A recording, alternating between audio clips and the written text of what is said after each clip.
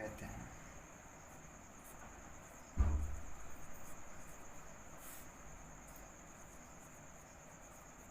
जिसे हिंदी में हम काल कहते हैं।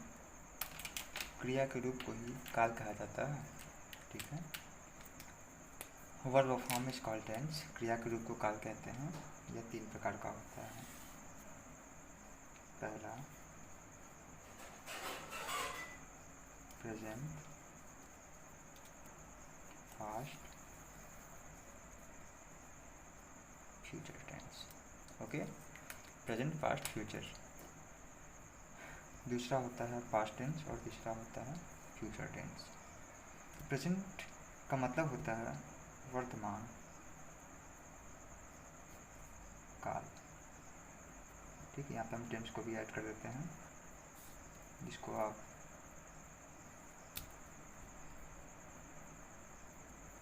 पास्ट को हम कहते हैं भूत या अतीत काल, और फ्यूचर आई मीन भविष्य काल, जिसको हम कहते हैं हिंदी में भविष्य काल। देखिए, आगे चलते हैं। वर्तमान, भूत और भविष्य तीनों होते क्या हैं, एक्चुअली जाने। ऐसा सेंटेंस जो प्रेजेंट टाइम में चल रहा हो उसे हम कहते हैं वर्तमान काल। पास्ट मतलब जो बीत चुका हो, जैसे अभी 2 मिनट पहले मैंने भी टेंस पढ़ाना स्टार्ट किया था, वो पास्ट में था। अभी 2 मिनट बाद मैं जो पढ़ाऊँगा वो फ्यूचर में होगा। ठीक है। और जो मैं इसमें पढ़ा रहा हूँ उसे कहते हैं प्रेजेंट टेंस। इसकी पहचान की बात करें तो इसकी जो पहचान होती है प्रेजेंट की, वो होती है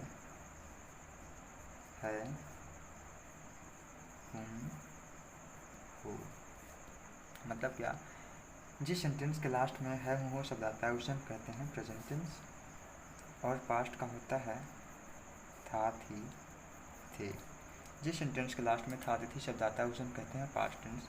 और जिसके अंत में गा की ये शब्द आ जाए उसे हम कहते हैं फ्यूचर टेंस। आएगा तो इसमें एग्जाम्पल्स की बात करें, जैसे मैं पढ़ा रहा हूँ या मैं पढ़ाता हूँ, ये सभी टेंस प्रेजेंट टेंस में कहलाएंगे। मैं पढ़ाता था, मैं घूमता था, मैं घर जाता था, ये सभी टेंस पास्ट टेंस कहलाएंगे। और मैं पढ़ाऊँगा या मैं घूमूँगा या मैं घर जाऊँगा, इस सभी टेंस को हम फ्यूचर टेंस कहते हैं। ठीक है। अब हर एक टेंस के 4 पार्ट होते हैं, उसको थोड़ा सा हम समझते हैं। पहला आता है इंडेफिनिट, दूसरा आता है कंटिन्यूअस, तीसरा आता है परफेक्ट, और चौथा आता है परफेक्ट कंटिन्यूअस। आए बात समझ में? देखिए, थोड़ा सा और समझते हैं इसको। जैसे कि हमने पहचान जाना कि पास्ट की पहचान क्या होती है, प्रेजेंट की क्या होती है और फ्यूचर की क्या होती है, इन सभी की पहचान को सहायता से हम एक टेंस को पहचान सकते हैं कौन सा टेंस किस टेंस का है। इसी प्रकार से हम इनके भाग को भी जानते हैं। जो इंडिफरेंट होता है उसकी पहचान जो होती है वो होती है ता, ती, ते। ठीक है। कंटिन्यूअस होता है रहा, रही, रहे। दैट मीन्स ऐसा सेंटेंस जिसके लास्ट में रहा, रही, रहे शब्द आता है उसे हम कहते हैं कंटिन्यूअस। और जिसके अंत में चुका, चुकी, चुके या फिर या ये ही शब्द आता है उसे हम कहते हैं perfect tense. That's it. Perfect continuous की बात करें तो ऐसा सेंटेंस जिसके लास्ट में रहा, रही और रहे शब्द आ जाए प्लस उसमें समय का बोध हो, टाइमिंग का सेंस आ जाए उसमें, उसे हम कहते हैं परफेक्ट कंटिन्यूअस टेंस। क्लियर है? थोड़ा सा और फिर से रिविजन करते हैं। ऐसा सेंटेंस जिसके लास्ट में ता, तेती आता है उसे हम कहते हैं इंडिफिनिट। जिसमें रहा, रहे आता है उसे हम कहते हैं कंटिन्यूअस। जिसमें चुका, चुकी, चुके या फिर या यही शब्द आता है उसे कहते हैं परफेक्ट। और जिसके लास्ट में रहा, रहे तो है साथ में समय का सेंस है, जो टाइमिंग का भाव आ जाए उसे हम कहते हैं present perfect I mean perfect continuous tense. ठीक। प्रेजेंट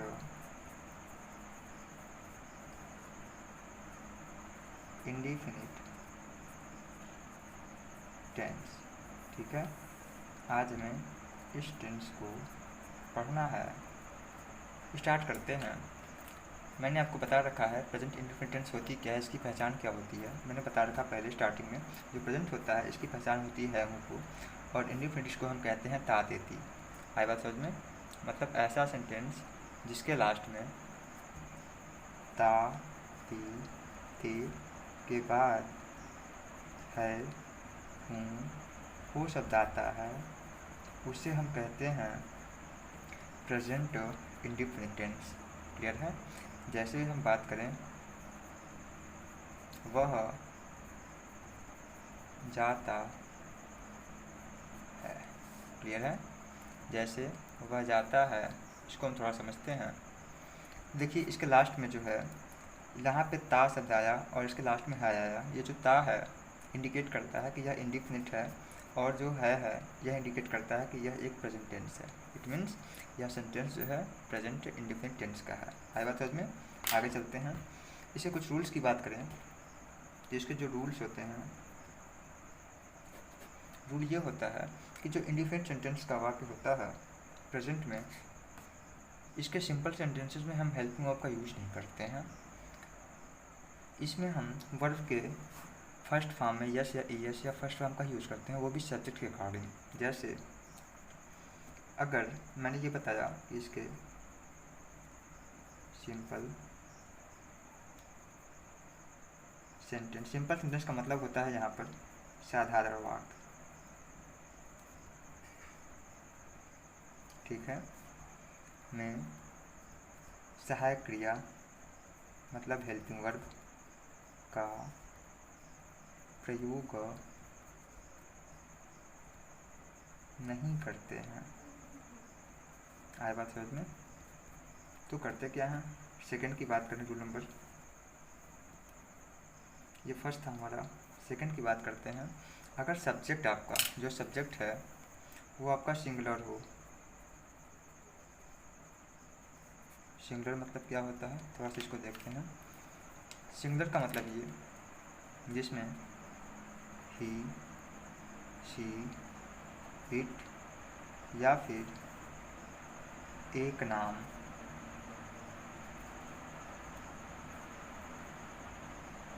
का सेंस हो, उसे हम कहते हैं सिंगुलर। आई बात समझ में? और प्लूरल का मतलब होता है, प्लूरल का मतलब ये होगा जिसमें यू, वी, दे, आई और मेनी नेम्स मतलब बहुत से नाम आते हैं, उसे हम कहते हैं प्लूरल नंबर। आई बात समझ में? अगर आपका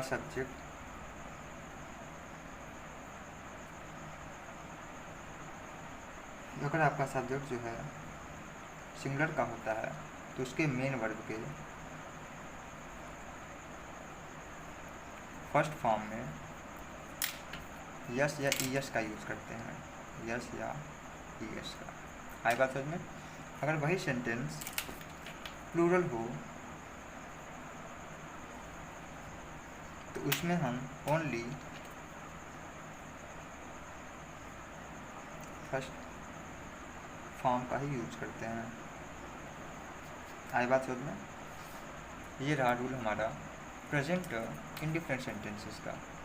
अब आते हैं कुछ एग्जांपल्स की बात करते हैं। इतने रूल क्लियर है, फिर से समझा देते हैं आपको। जो प्रेजेंट इंडिफिनिट टेंस होता है इसकी पहचान होती है जिस वाक्य अंत में ता ते ती के बाद है वो शब्द आता है, उसे हम कहते हैं प्रेजेंट इंडिफिनिट टेंस। इसका रूल ये होता है, इसके सिंपल सेंटेंस में हम किसी भी हेल्पिंग वर्ब का यूज नहीं करते हैं। आई बात समझ में? अगर आप किए तो ये सेंटेंस गलत हो जाएगा। तो करते क्या है, इसके सिंगुलर या प्लूरल की बात करते हैं। अगर वह सेंटेंस सिंगुलर हो, सिंगुलर का मतलब उसका जो सब्जेक्ट होता है सिंगुलर, मतलब ही, शी, इट या एक नाम, उसमें से कोई एक वर्ड आया हुआ हो, वह सिंगुलर नंबर कहलाता है। अगर उसका वर्ड सिंगुलर होता है तो उसके मेन वर्ड के फर्स्ट फॉर्म में हम यस या ईएस का यूज करते हैं। That's it. अगर उसका सब्जेक्ट प्लूरल हो, मतलब यू, वी, दे, आई या मेनी नेम्स, मतलब बहुत से नाम में से आया हो कोई एक, तो इसमें केवल फर्स्ट फॉर्म का ही यूज करते हैं और कुछ भी नहीं करते हैं। ये था प्रेजेंट इंडिफिनिट टेंस का सिंपल।